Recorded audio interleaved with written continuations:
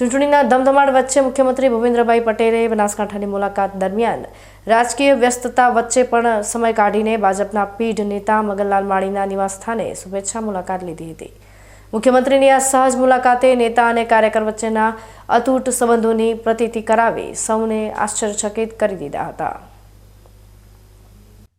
બનાસકાંઠા અને વાવ-થરાદ પંથકમાં ચૂંટણીનો પ્રચાર જ્યારે ચરમસીમાએ છે ત્યારે મુખ્યમંત્રી ભૂપેન્દ્રભાઈ પટેલની એક મુલાકાતે સૌના દિલ જીતી લીધા છે।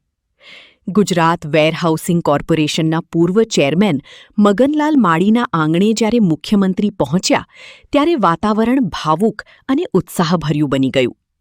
આ કોઈ ઔપચારિક રાજકીય મુલાકાત નહીં, પણ વર્ષો જૂના મજબૂત સંબંધોનું એક સુંદર મિલન હતું।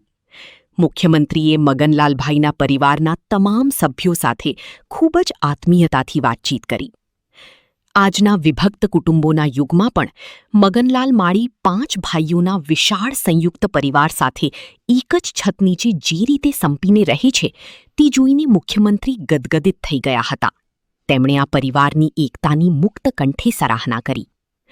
આ મુલાકાત વખતે દિનેશભાઈ અનાવાડિયા, પ્રવીણભાઈ માળી અને કીર્તિસિંહ વાઘેલા જેવા અગ્રણીઓ પણ ઉપસ્થિત રહ્યા હતા।